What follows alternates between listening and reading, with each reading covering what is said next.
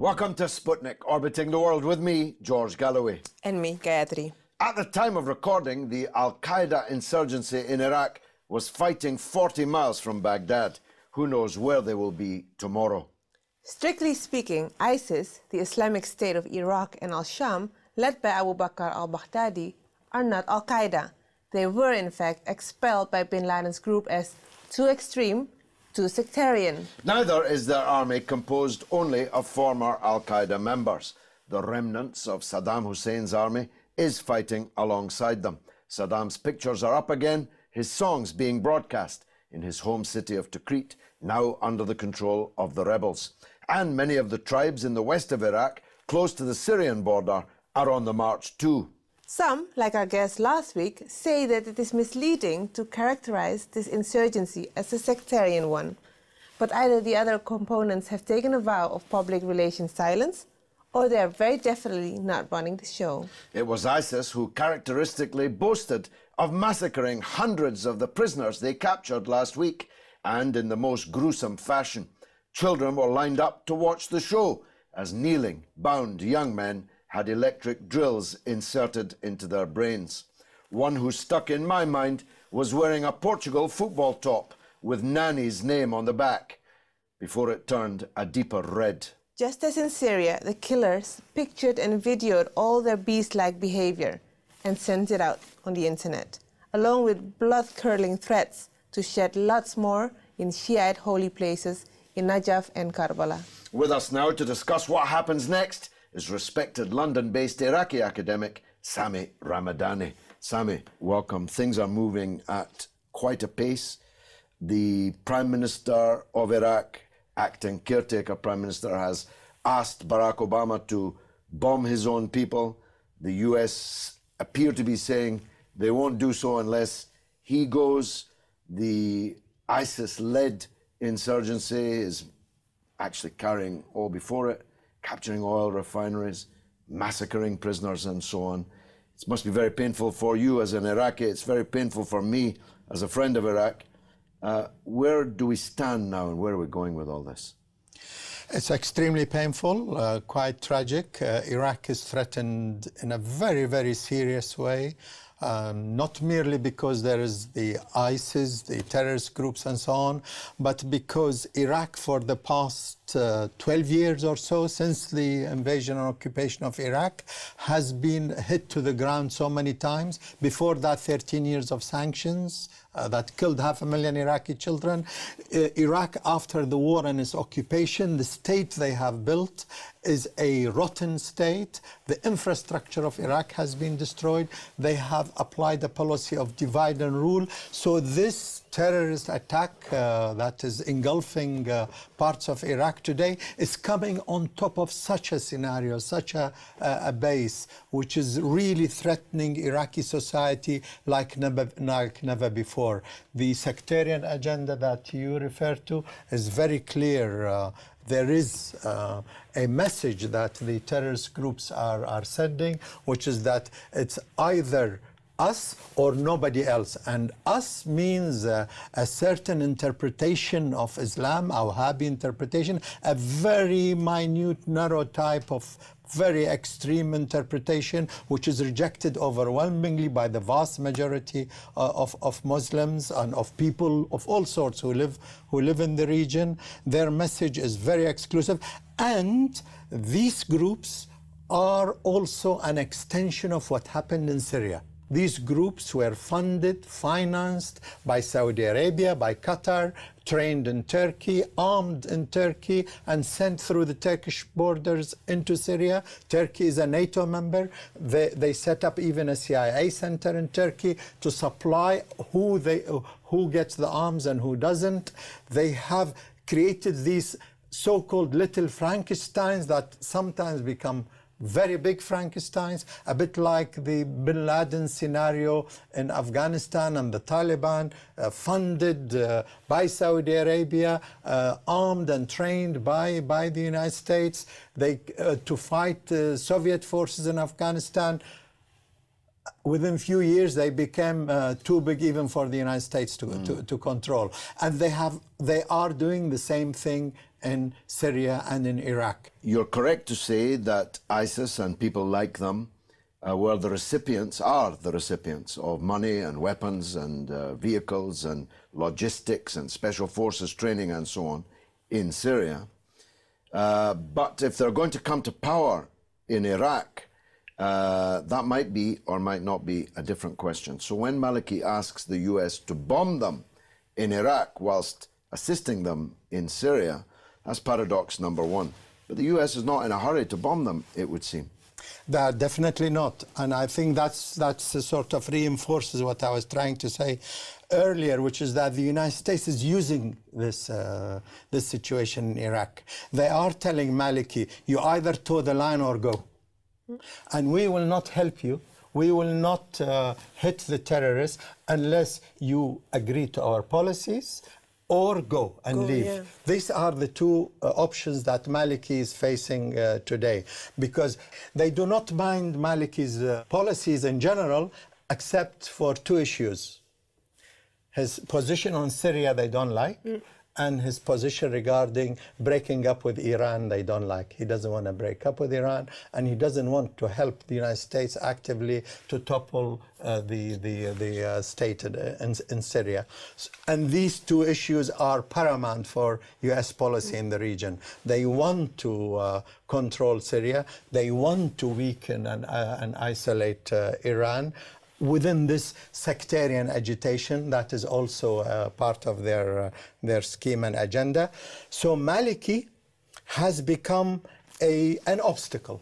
Although Iraqi government policy has alienated a lot of people, not just Sunnis, or in fact Shia people in the south are extremely unhappy as well, because these are the poorest areas of Iraq that did not benefit much from any of this extra oil production and so on. So it's not a popular government, but there is something which is called still an Iraqi state, and the terrorist organizations and their supporters that you alluded to in the former Saddam officers and so on, and some sectarian organizations, including the Iraqi Islamic Party, which is a branch of the Muslim Brotherhood.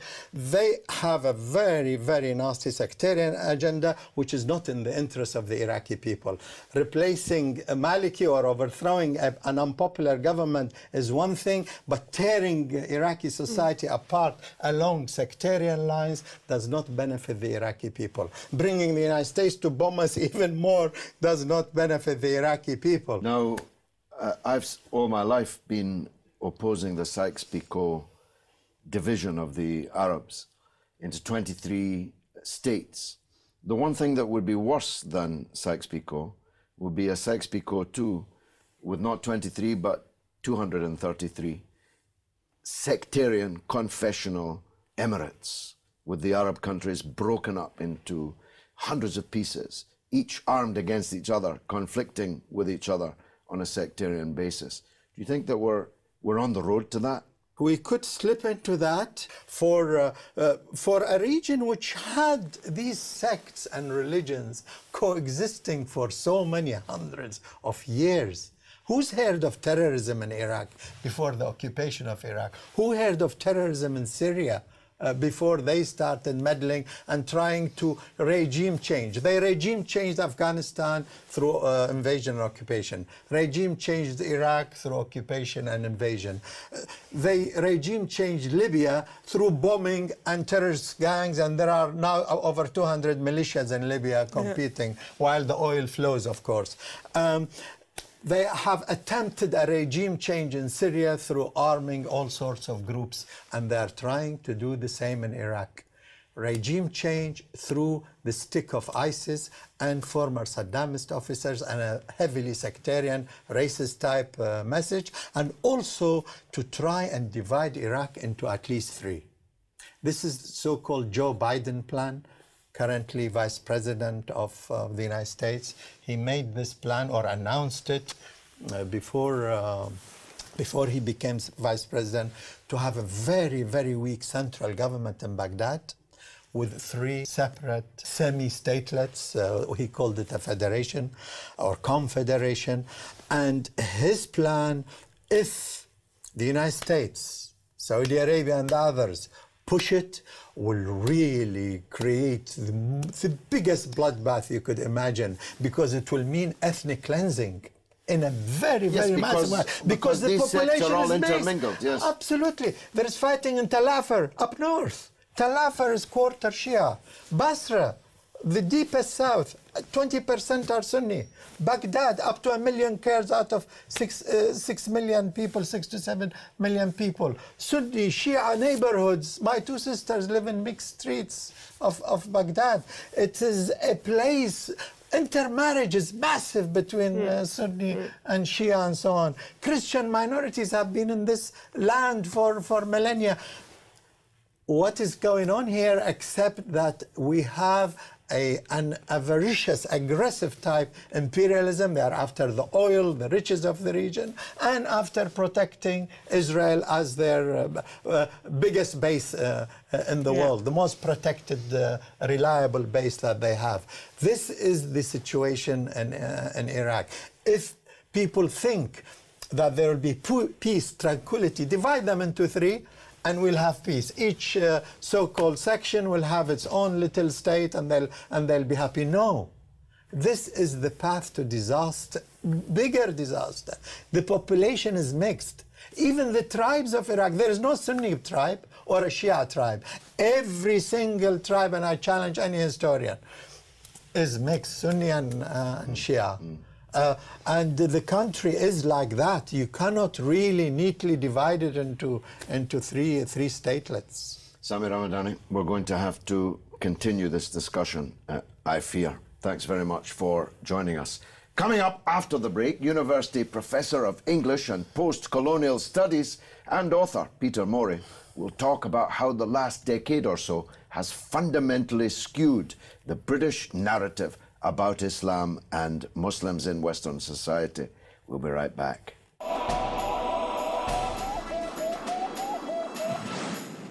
Welcome back to Sputnik. Britain's 2 million Muslims are feeling distinctly beleaguered right now. And how could it be otherwise? Britain has been at war with Muslim countries for more than a decade, and inevitably something like a state of war has run parallel against the Muslims at home. Muslims have been murdered because of the way they dress, attacked on their way home from mosque. They have been banned, extradited, falsely accused, and above all, they have been insulted by the powerful and their press on a daily basis. 9/11, a criminal act carried out by 19 criminals, most of them Saudis as it happened, has triggered a tsunami of hate and bloodshed. Joining us now to place it in perspective is Professor Peter Morey, whose book, Framing Muslims, written with Amina Yaqeen of the School of Oriental and African Studies in London, explores the stereotyping game being played. Welcome, Professor. Thank you. Just this very day, in this morning's newspaper, news of a young Saudi woman found murdered in the campus of the University of Essex in Colchester. That's kind of the end point of the process you're discussing in your book. After all, sticks and stones can break your bones.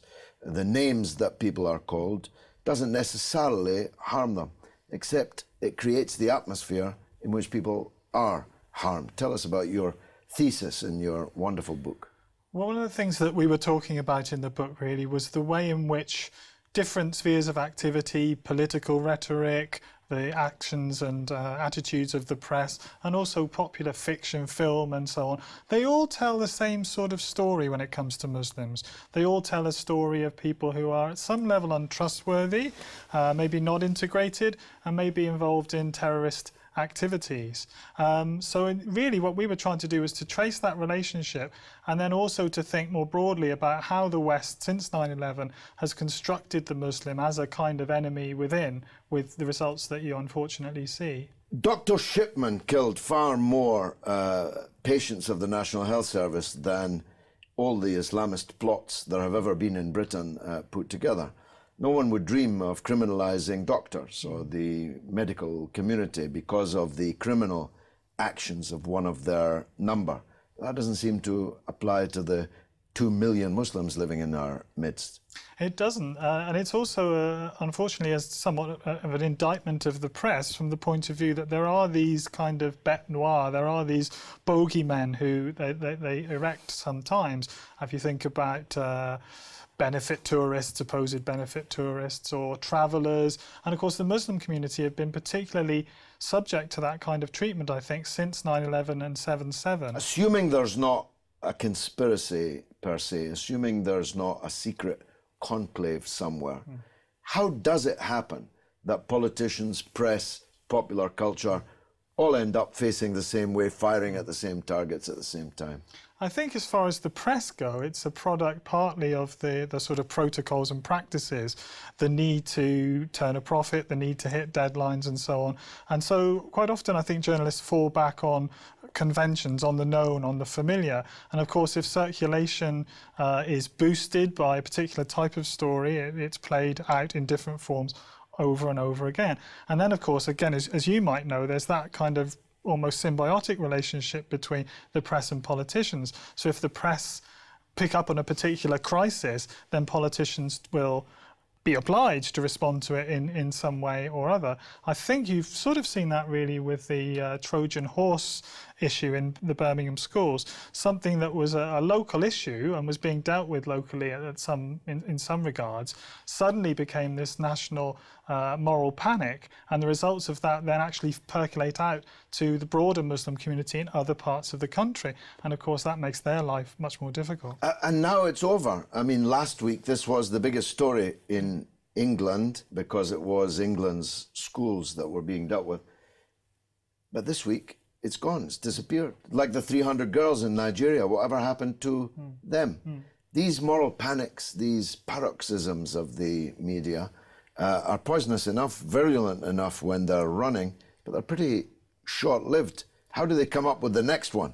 Well, they're like London buses, I think. Unfortunately, they come along on a reasonably regular basis, and sometimes 2 or 3 together. I mean, apropos of the Birmingham thing, you know, the story of the halal pizza scare in the Sun, I think only operated and took on the Trojan pizza, only took on the kind of proportions that it did as a result really of running kind of in tandem with the Birmingham story. So on the one hand, there was a narrative which said Muslim extremists are trying to take over our schools, and at the same time there was a parallel narrative that Muslims were trying to infiltrate our diet. And so it becomes this kind of very strange paranoid enterprise really, which filters across into various other areas. Underlying it all, though, in a serious note, underlying it all is the fact that Muslims generally cannot be trusted, and I think that's the master narrative which is really the problem at the base of this. Professor, would you say this is a phase, like before blacks were targeted, or Jews, and before that Irish, for that matter? I think it is a phase. We talk in the book about a sort of merry-go-round of cultural approval and disapproval, and sometimes one group will be in the spotlight for particular activities or statements that others find unacceptable. And you're quite right, you know, in the 70s there was supposed, you know, black crime waves and this, that and the other. Muslims obviously have been in the spotlight, in the sun and the merry-go-round as it goes around for a fair few years now. Unfortunately, the difference I think here is that it seems to have gathered an international momentum of a particular kind because obviously of geopolitical events of the last 10 or 15 years, and also because of the global spread of Islam as a religion. What is really quite often left out, and you find this again with the Birmingham schools thing, is a real understanding of the doctrinal differences between Muslims. The tendency to say there is a problem with the Muslim community, first of all assumes there is a single Muslim community. And so I think one of the ways in which stereotype works to spread really is precisely because of that tendency to homogenize people. Of course, we're at war, literally war, with the Muslims in many parts of the globe, which, as we argued at the time before these wars were launched, ineluctably would lead to war against Muslims at home in one form or another. And as we're now on a more serious note, when Private Lee Rigby was horrifically murdered on the streets of South London, it rightly was a gigantic media story. But just a couple of weeks before that, an elderly Muslim man in Birmingham was himself decapitated. It hardly got a mention in the British media. This betrays a more sinister political agenda, don't you think? I think it does. Again, like you, I would avoid the idea of a conspiracy, but I do think the horrific nature of that attack, but also on a serving British forces soldier, was of a particular kind to obviously generate revulsion.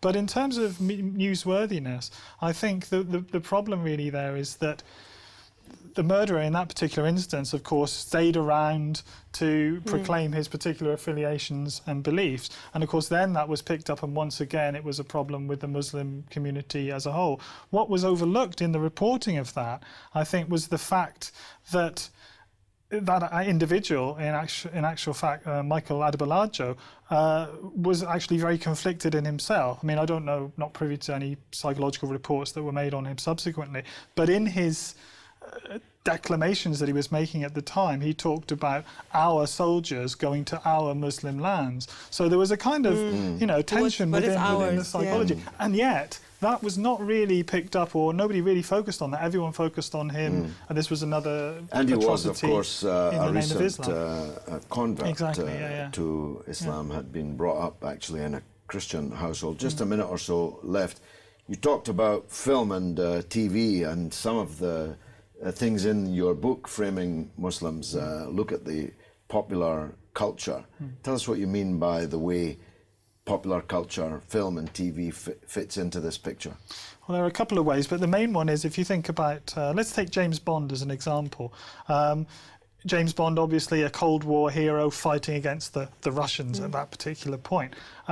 What you tended to get post 9/11, particularly in America, were series like 24, which had a very gung-ho, almost you might say neocon kind of politics underlying them, which then worked to justify certain policies, including things like rendition and torture, which would have been beyond the pale at other times. So really there's the whole kind of way in which the popular cultural discourse, if you like, was affected and has been affected by the war on terror. So that again, Muslims, when they appear as a security threat or as a villain or somebody that has to be countered by the forces of the rest of the normal population.